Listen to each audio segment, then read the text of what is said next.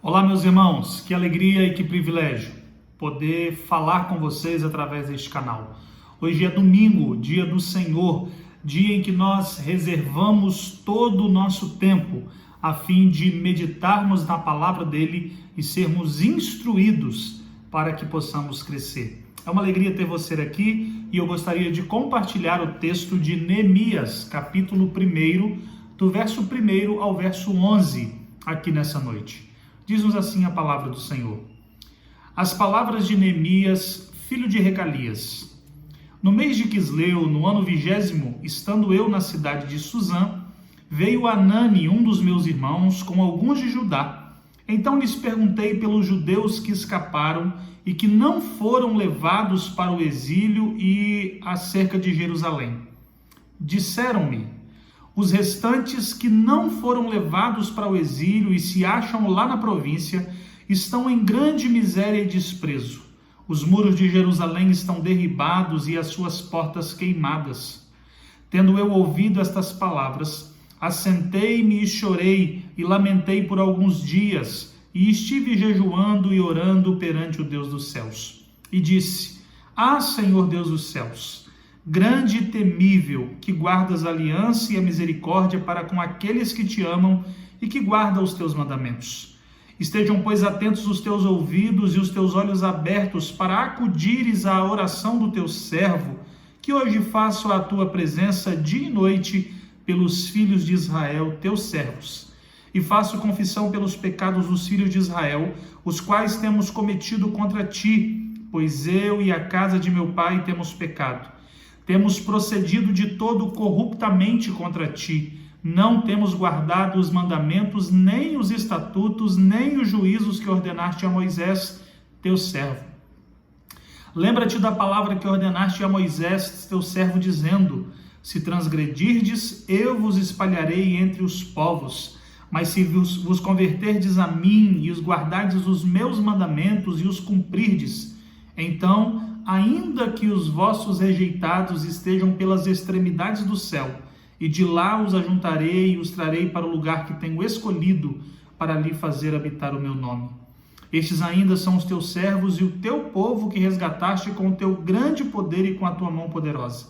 Ah, Senhor, estejam, pois, atentos os teus ouvidos à oração do teu servo e à dos teus servos que se agradam de temer o teu nome.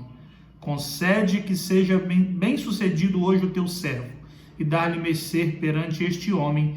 Neste tempo eu era copeiro do rei. Copeiro do rei. Meus irmãos, é bem possível que você já tenha ouvido falar da história de Neemias e do grande empreendimento que este homem realizou, cumprindo um papel extraordinário, um papel nobre e um papel extremamente relevante na história bíblica e no contexto bíblico de maneira em geral.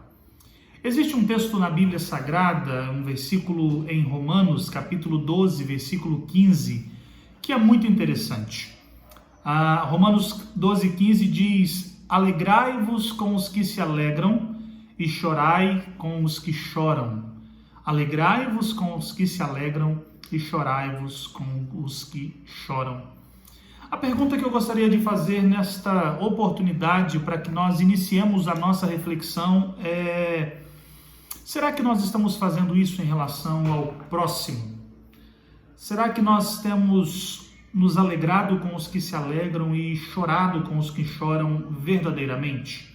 Ou, usando uma linguagem antropomórfica, isto é, atribuindo a Deus sentimentos e coisas próprias dos seres humanos, não é? Será que o desgosto de Deus tem sido o meu desgosto e a alegria de Deus tem sido a minha alegria? Será que as causas que agradam o Senhor têm sido o meu contentamento e aquilo que lhe aborrece tem me causado espanto? Fica essa pergunta para o início da nossa reflexão. Porque todos nós cristãos, inevitavelmente, nós defendemos uma bandeira. Nós estamos envolvidos numa causa e nós estamos no meio de uma peleja. Sendo assim, estando envolvido em uma causa, estando envolvido em uma crença, vamos assim dizer. A pergunta que eu faço é: qual é o nosso grau de envolvimento com a obra de Deus? Qual é o seu grau de envolvimento com a obra do Senhor? Qual é o nosso grau de aproximação, de afinidade e o que nós temos feito pela causa que nós julgamos defender? Meus irmãos, qual tem sido a nossa preocupação com a Igreja do Senhor no tempo em que nós vivemos? Ou, de maneira abrangente, qual tem sido a nossa preocupação com a obra e o reino de Cristo Jesus? E essa pergunta ela não está sendo feita simplesmente porque nós estamos vivendo neste momento de pandemia, considerando todo este contexto difícil, não. A igreja brasileira e o evangelicalismo brasileiro no qual estamos inseridos, eles precisam urgentemente de uma reforma. Precisa urgentemente voltar para as Sagradas Escrituras. Precisa urgentemente se arrepender dos seus maus caminhos, dos seus pecados, correrem para Deus, reconhecê-lo como Senhor da sua vida e suplicar o seu perdão.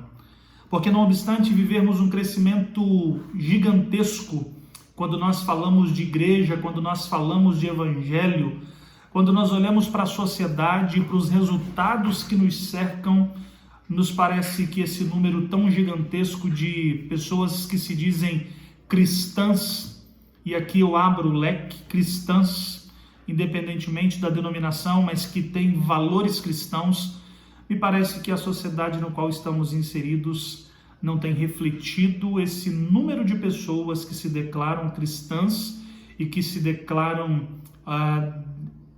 defensores da causa do reino de Deus. Nós precisamos levar isso em conta e termos isso de maneira muito clara na nossa mente e nos preocuparmos. Nesse tempo em que nós estamos vivendo, muitas pessoas levantam esses questionamentos. As pessoas se esqueceram de Deus e Deus está castigando. As pessoas abandonaram o Senhor e o Senhor as entregou à sua própria sorte.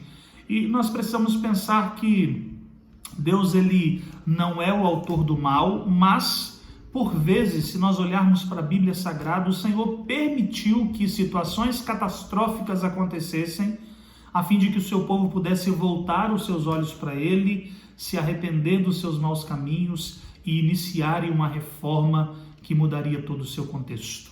Então, talvez sim, talvez Deus tenha nos entregado a todo tipo de coisa que estamos vivendo agora, a fim de que nós nos voltemos para Ele, a fim de que nós nos despertemos para a realidade de que o reino de Cristo foi inaugurado e que este reino está próximo do seu fim. Nós precisamos nos conscientizar disso e termos isso na nossa mente. Se nós vivemos em um mundo em trevas, se nós vivemos em um número onde o índice de problemas, de barbáries, de todo tipo de mal é crescente, a pergunta que surge é: o que nós temos feito como igreja do Senhor, como servos do Senhor, a respeito do mundo em que nós estamos vivendo? Qual tem sido a nossa parcela de contribuição diante do mal do nosso tempo? E eu repito, nós não vivemos o mal agora, nós não estamos sofrendo apenas por causa da pandemia, nós, há algum tempo, vivemos uma crise de identidade sem precedentes. Nossos valores, ou os valores da palavra do Senhor, têm sido negligenciados há muito tempo. A verdade do Evangelho tem sido questionada há algum tempo. E a pergunta é: o que nós, cristãos, acreditamos na palavra do Senhor, temos feito a respeito? Porque o texto que nós lemos nesta oportunidade, meus irmãos, ele nos reporta a um dos períodos mais difíceis da história do povo de Deus. E Deus ele levanta homens que abraçam a sua causa, que abraçam a bandeira, que lutam pela causa que julgam e acreditam ser verdadeiras, e eles dão tudo de si, a sua parcela de contribuição, eles dão o seu esforço, o seu tempo, a sua energia, para que eles pudessem contribuir com o contexto em que eles estavam vivendo, a fim de que aquela realidade fosse mudada. O texto que nós lemos nesta noite, ele nos fala isso. E o texto de Neemias e Esdras, que são um livro só e foi separado muitos anos depois, ele nos relata a história de homens que decidiram abraçar a causa, que decidiram defender aquilo que criam e que decidiram lutar para que o ambiente onde o seu povo estava se tornasse um ambiente melhor. Vamos fazer uma breve recapitulação para que nós consigamos entender o que é que nós estamos falando. Israel fora levado ao cativeiro, o reino do norte. Agora chegou a vez do reino do sul. O reino de Judá e a capital Jerusalém foram completamente devastados pelos babilônios. A desobediência e depois de inúmeros avisos do Senhor e não tendo resultado, chegou ao seu limite e Deus envia uma nação pagã a fim de que essa nação invadisse a cidade de Jerusalém, destruísse o templo, derrubasse os muros, queimasse os portões, matassem mulheres e crianças e levassem boa parte de pessoas para o exílio e para o cativeiro babilônico. A impetuosa e a sinuosa cidade de Jerusalém, o orgulho dos judeus, havia se tornado um lugar hostil e um lugar quase deserto. O templo, local da adoração, do encontro do Deus Yahvé com o seu povo, fora completamente saqueado, contaminado, profanado, os seus utensílios foram de todos roubados e o orgulho dos judeus agora estavam abatidos. Os moradores de Judá estavam cabisbaixos porque contemplaram e vivenciaram o juízo de Deus sobre aquela nação por causa das suas constantes desobediência e por causa do seu desvio do caminho.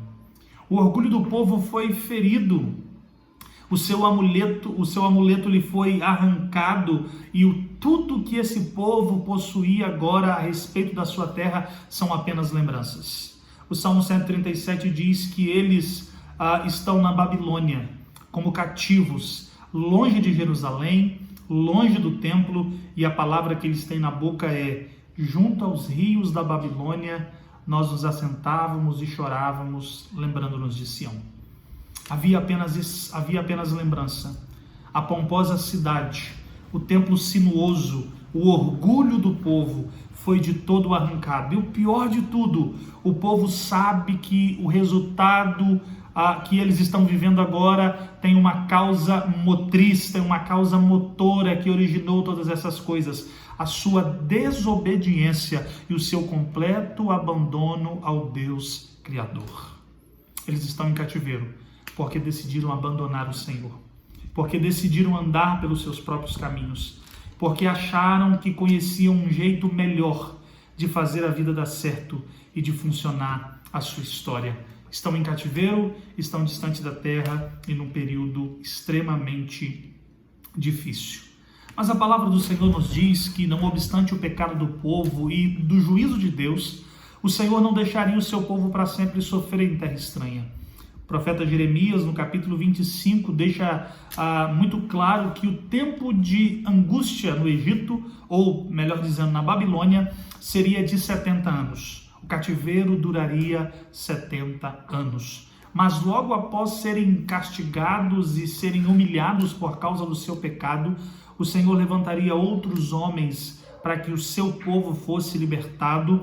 E isso começa a acontecer em 539, quando o rei Ciro da Pérsia, ele subjuga a Babilônia e ele começa a cumprir esses propósitos. O livro então de Esdras e Neemias, eles tratam exatamente desse período posterior ao exílio, quando o povo já, depois de muitos anos na Babilônia, começam agora a ser libertos e autorizados a retornar a Jerusalém para que pudessem construir a cidade ou reconstruir a cidade, o templo e os muros e assim sucessivamente. Então, a princípio, esse livro, Neemias e Esdras, era um único volume, posteriormente foi dividido. Acredita-se que isto é obra de um mesmo autor, que retrata esses, pelo menos, 3 períodos desta volta daqueles que estavam exilados à terra de Jerusalém.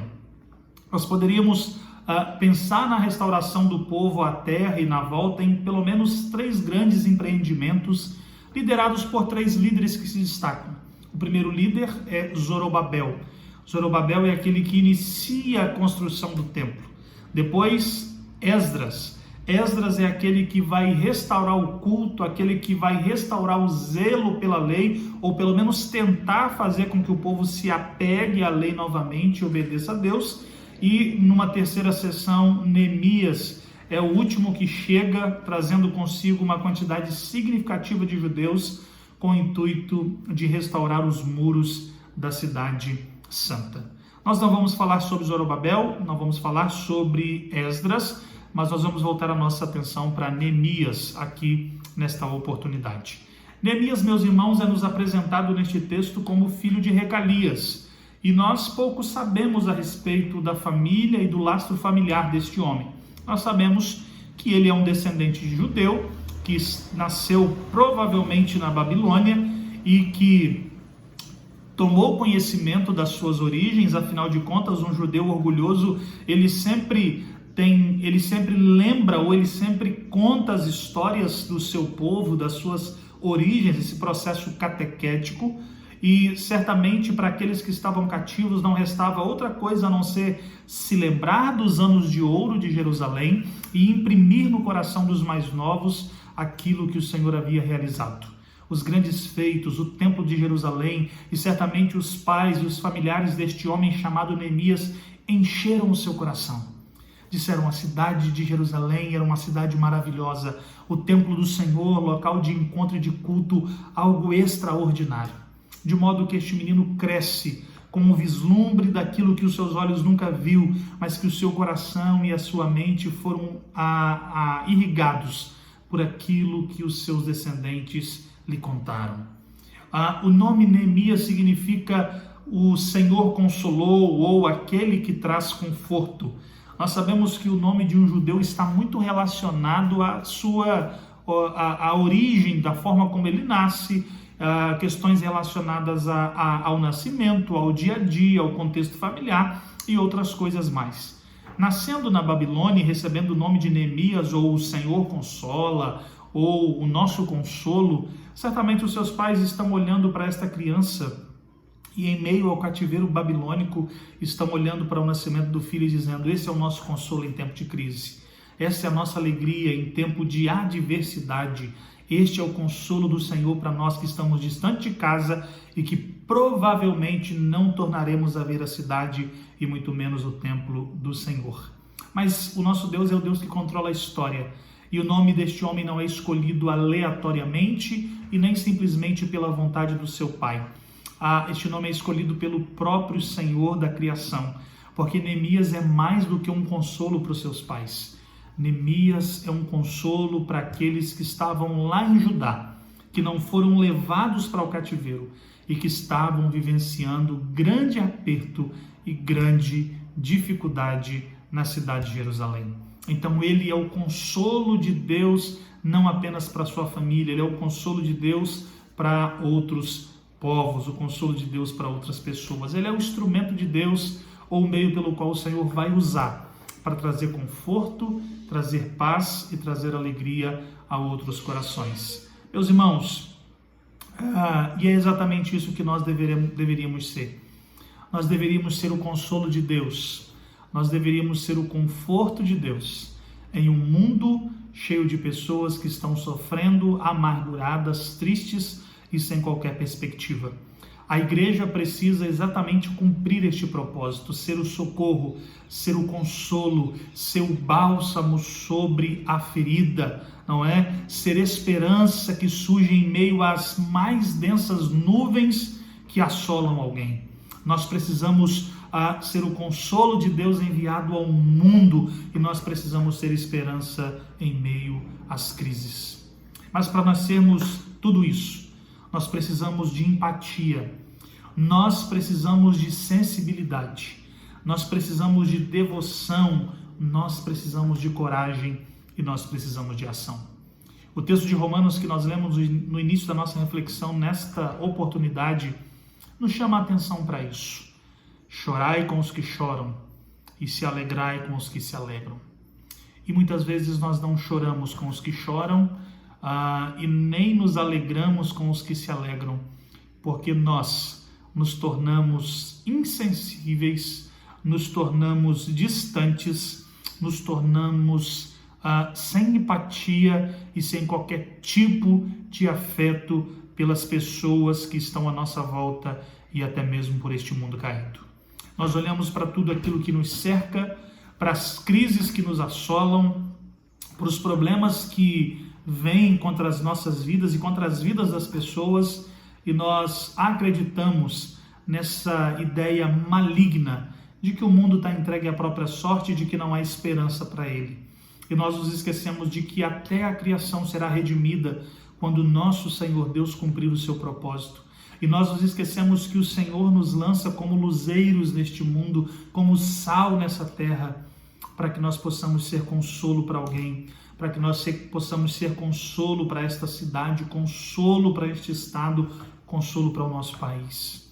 O nosso mundo, a nossa cidade não está largado às traças, ou não está deixada de qualquer maneira. O Senhor ainda continua no controle de todas as coisas e Ele espera que nós nos envolvamos com isso. E a pergunta que eu faço para você agora é a mesma que eu fiz no início. Se nós pregamos que servimos um Deus bom, se nós pregamos que servimos um Deus grandioso e verdadeiro, qual tem sido o nosso grau de envolvimento com isso que dizemos acreditar? Qual tem sido a nossa relação com isso? Como nós temos nos portado? E qual tem sido a nossa atitude? Qual tem sido a nossa atitude? Porque se nós quisermos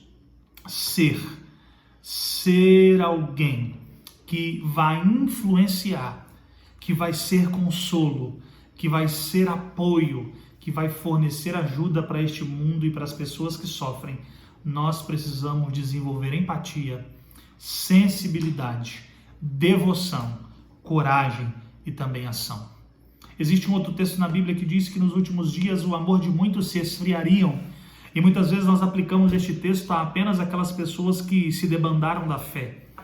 E nós temos visto isso não apenas lá fora, mas dentro da própria casa do Senhor, dentro da própria igreja. Nós somos chamados para sermos os representantes de Deus nessa terra, e nós precisamos cumprir nossa missão. Nós precisamos ter empatia pelas situações que nos cercam, pelas adversidades que estão à nossa volta. E este homem que nós lemos aqui a história dele nos dá um exemplo muito significativo de como ter empatia, de como se envolver, de como amar e de como se dedicar a um povo e a uma causa. Meus irmãos, nós sabemos que o homem é falho, que o homem é pecador e carece da glória de Deus, mas isso não interfere na ação de Deus. Deus, quando Ele quer, Ele usa esse mesmo pecador para abençoar pessoas, para abençoar o seu povo e para cumprir propósitos. Então, tomarmos o exemplo que este homem, daquilo que este homem fez, não é nenhum problema, porque assim como o Senhor usou a vida de Neemias para uma grande obra, o Senhor também usará nossas vidas, o Senhor também usará as nossas vidas, mas nós precisamos desenvolver estes sentimentos que ora acabamos de dizer. Perceba a história deste homem. Neemias está na Babilônia, ou no território que agora foi conquistado pelo Império Medo-Persa. Este homem tem um trabalho muito bom, um cargo de confiança. Ele é copeiro do rei. Ele está estável, embora a gente acredite, mas ele é o copeiro do rei, era a pessoa que experimentava a bebida antes do rei tomar. E a gente dizia assim, mas qualquer hora ele pode morrer. Mas ele estava vivendo estável, longe de Judá, longe de Jerusalém, aparentemente longe dos problemas, mas ele tem raízes, ele tem propósitos, ele acredita e ama o seu povo de todo o seu coração. Então, não obstante estar distante do seu povo, estar distante do seu povo geograficamente, o seu coração está unido a eles e ele está junto a estes homens e decide lutar por eles. decide fazer alguma coisa por eles. Ele está distante, está estável, tem uma vida tranquila, está aparentemente seguro. Talvez ele poderia dizer: eu não tenho nada a ver com Judá. Na verdade, era a terra dos meus pais. O povo está lá em aperto, mas eu não posso fazer absolutamente nada. Olha onde eu estou. E ele, na verdade, faz totalmente ao contrário. Ele sente empatia pelo seu povo. Ele sente que o problema que os seus estão vivendo também é um problema dele. E ele se predispõe a fazer alguma coisa. O texto nos diz, no verso 2, que veio Anani, um dos meus irmãos e alguns de Judá. Então lhes perguntei-lhes pelos judeus que escaparam e que não foram levados para o exílio. E eles me disseram: os restantes que não foram levados para o exílio se acham lá na província e estão em grande miséria e desprezo. Neemias está estável, com um bom emprego, distante de Jerusalém, totalmente fora desses problemas, mas o seu povo, aquilo que ele acredita e aquilo que ele defende, está passando por grandes dificuldades. Miséria e desespero é a situação dos seus irmãos. Além disso, a cidade de Jerusalém ainda estava em processo de reconstrução, mas ainda estava em ruínas, de modo que os muros estavam derribados e as portas estavam queimadas. Diante do relatório que recebe, Neemias se entristece profundamente. O seu coração se move por um sentimento de empatia, não é? Por um sentimento de amor ao próximo, de tentar viver o que o outro está vivendo, de conhecer aquilo que o outro está passando e tentar ajudar e cooperar de alguma forma. Meus irmãos, é exatamente isso que nós precisamos fazer. Nós não podemos olhar para este mundo e dizermos: não, é assim mesmo, as coisas é dessa forma. Nós precisamos ter empatia por este mundo, pelas pessoas que vivem neste mundo. Tem gente sofrendo do nosso lado, tem pessoas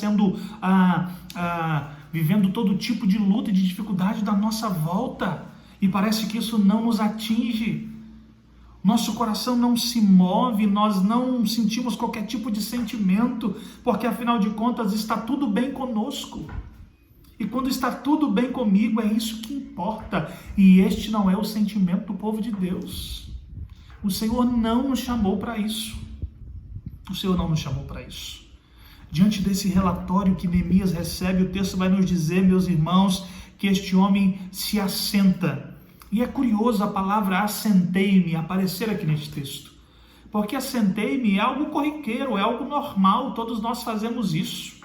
Não tem nada de anormal aqui.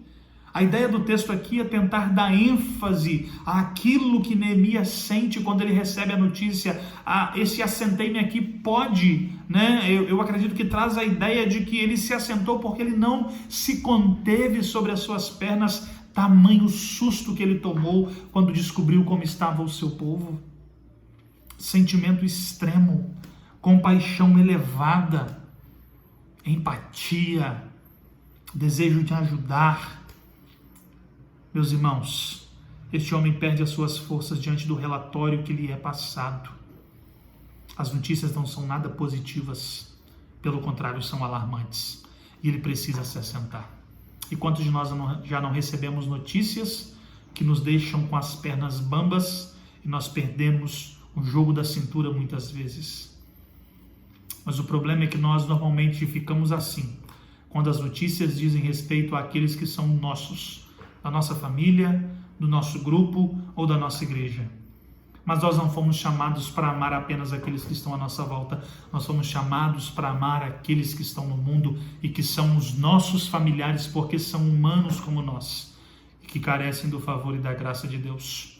E a resposta é: o que você tem feito? Qual tem sido a sua parcela de contribuição para que o caos do mundo, para que o caos que a igreja, que o evangelho vive nos últimos dias, porque vivemos, possa mudar de patamar? O que você tem feito? Este homem se assenta, mas ele não apenas se assenta, Neemias não tem uma emoção passageira, como alguém que se assustou por causa da notícia, se assentou, mas logo depois recobriu a sua força e foi embora como se nada tivesse acontecido, dizendo aquela velha e conhecida frase: que Deus ajude, que Deus tenha misericórdia daquele povo. Não é isso que ele faz.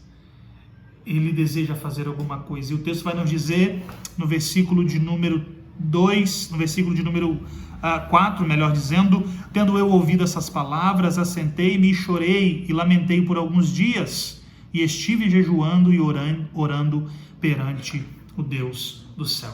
Então perceba, Neemias recebe a notícia que é extremamente alarmante, e ele não se contém sobre as suas pernas.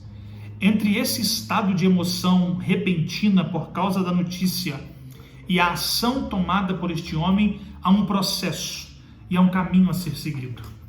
O problema é que muitos de nós abortamos a missão no primeiro estágio. Às vezes nós até nos emocionamos, às vezes nós até choramos, às vezes nós até perdemos o jogo das pernas, às vezes nós ficamos preocupados, mas nós paramos por aí, porque está distante de nós. E parece não nos atingir, parece não nos ofender, e a gente se pergunta o que eu tenho a ver com isso. Mas esse homem faz diferente. Esse homem se assenta. E o texto nos diz que este homem chora. Assentei-me e chorei. Chorei por causa do meu povo. Chorei por causa da cidade dos meus pais. Chorei porque eles estavam em miséria e em desprezo. Eu estou no palácio. Eu estou servindo um rei importante, eu tenho do bom e do melhor, eu exerço um cargo de confiança, mas os meus irmãos estão em aperto e por isso eu chorei. O meu povo está desesperado e por isso eu chorei. Ele chora, ele se sente amargurado, porque os seus estão sofrendo. Gente, meus irmãos, a pergunta que eu te faço é: há quanto tempo você não chora por aqueles que sofrem? Há quanto tempo você não derrama suas lágrimas para que a igreja do Senhor Jesus ou para que a igreja evangélica brasileira e ao redor do mundo se arrependa dos seus pecados? E você me diz: mas pastor, a igreja? Sim, a igreja. Para que a igreja se arrependa do seu mau caminho, de abandonar ao Senhor para seguir fábulas de homens, de abandonar a sã doutrina para viver segundo o costume de homens e das suas próprias elucubrações. Quanto tempo nós não choramos pelas almas que precisam ser alcançadas pelo Evangelho? Há quanto tempo você não chora pela sua cidade, pelo seu estado e pela situação do seu país? Há quanto tempo nós não choramos, meus irmãos? Nós precisamos nos envolver com isso. A restauração desta terra é um propósito de Deus, ela será restaurada, Deus o fará no seu grande dia, no seu último momento, mas nós precisamos contribuir nesta obra, nós somos oficiais do reino. E qual é a nossa parcela de contribuição? Neemias chorou, a expressão maior de consideração por algo e alguém. Ele sente o seu coração apertado, ele se emociona porque o seu povo está sofrendo. Eu olho para a Bíblia Sagrada e eu vejo homens importantes chorando. Eu vejo Davi chorando diante do pecado do seu e também do pecado da sua cidade. Eu vejo muitos homens de Deus chorando. Eu vejo Jeremias chorando para que o povo se arrependesse e não fosse para o cativeiro. Eu vejo o próprio Jesus chorando quando ele chega certo dia na tumba de um homem que havia morrido e ele percebe que a morte não era para destruir a vida humana, porque ele criou o homem para a eternidade. E Jesus chora. Jesus, ele sente tremendo aperto no jardim do Getsêmani diante das calamidades que estavam à sua volta, e a pergunta é: por que nós não choramos mais? Nós fazemos parte de uma geração que não chora, que não se emociona, que não sente empatia, que não tem nenhum tipo de sentimento. As coisas acontecem à nossa volta e como se isso não nos atingisse. O mundo está um caos, uma bagunça, a igreja sofrendo, mas isso não nos comove. Parece que nós não temos nada a ver com a história. Este homem chora, mas ele também lamenta. O texto diz que lamentei por alguns dias. Entre a notícia que ele recebe e a ação que ele vai tomar, ele pode chorar e ele pode lamentar por alguns dias, mas ele precisa tomar uma atitude. Você está entendendo o que eu estou te dizendo? Você pode se comover com a notícia, ficar alarmado, às vezes você pode chorar, tem alguns que ainda choram, ainda que sejam poucos.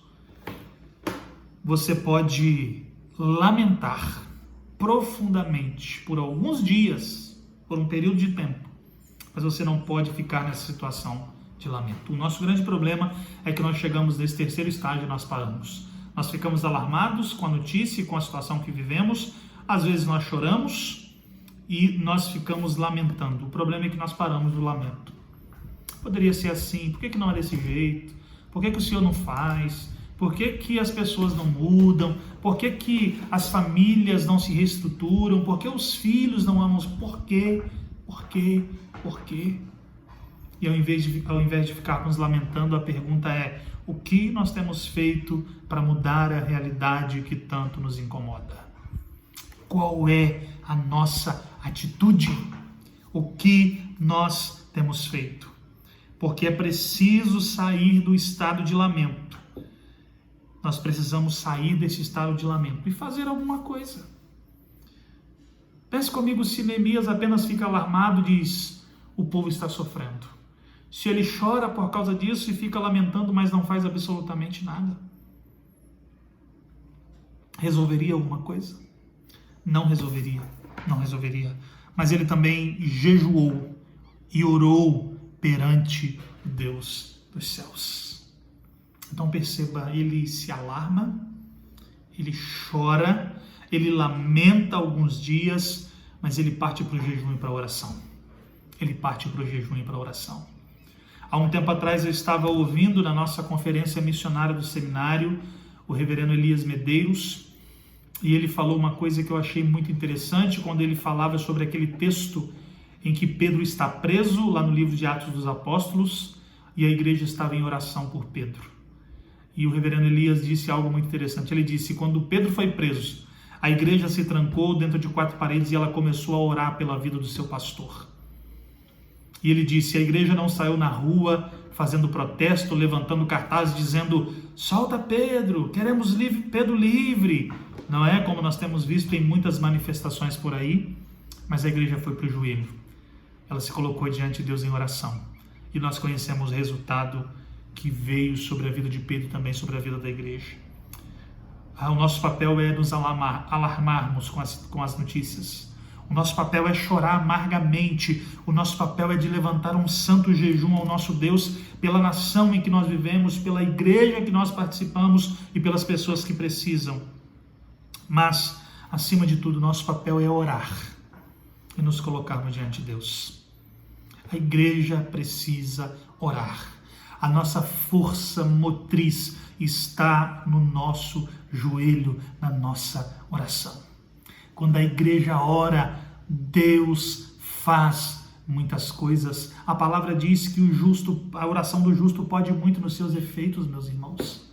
E a pergunta é, diante do espanto com aquilo que o mundo tem vivido, quanto tempo você já dedicou à oração para que os problemas vivenciados neste tempo sejam solucionados? Quantas lágrimas você já derramou? Qual o seu grau de lamento? E o que você tem feito para mudar essa realidade? Neemias se colocou diante de Deus. E a oração de Neemias é algo extremamente linda. Verso 5 ele diz: ah, Senhor, Deus do céu, Deus grande e temível, que guarda a aliança e a misericórdia para com aqueles que te amam e guardam os teus mandamentos. Estejam, pois, atentos os teus ouvidos e os teus olhos abertos para acudires à oração do teu servo, que hoje faço na tua presença dia e noite, pelos filhos de Israel, teus servos, e faço confissão pelos pecados dos filhos de Israel, os quais temos cometido contra ti, pois eu e a casa de meu pai temos pecado. O mal que sobrevém sobre nós não é resultado apenas daquilo que o mundo faz. De igual forma, nós somos pecadores. De igual forma, nós transgredimos a lei de Deus e estamos todos nivelados debaixo deste mesmo patamar. Carecemos da misericórdia de Deus. Então, nós precisamos chorar, nós precisamos lamentar e fazer oração por nós e pelo mundo em que nós vivemos. Deus, perdoa o nosso pecado, perdoa o pecado do mundo em que nós estamos vivendo. Ó Senhor, olha para nós com um olhar de misericórdia, porque somos pecadores e necessitamos do teu cuidado. Tem misericórdia de nós, ó Pai.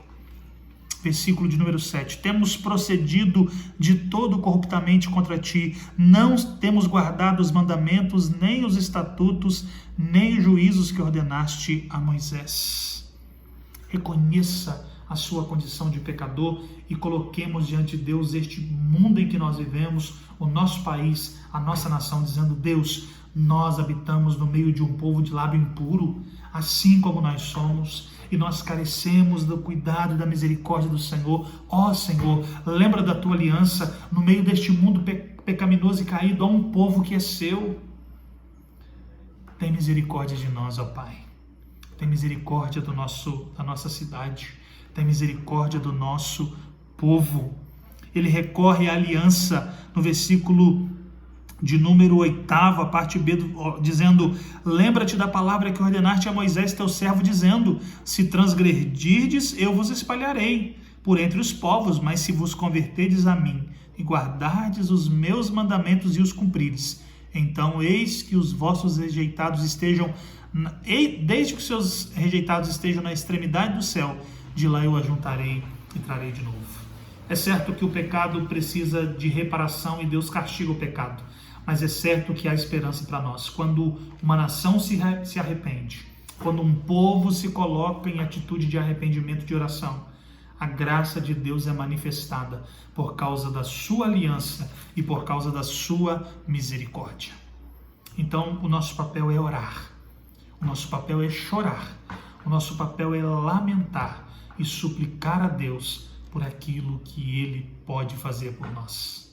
Chorai com os que choram e alegrai-vos com os que se alegram. Essa é a palavra de Deus. Qual tem sido o seu grau de envolvimento nesta causa?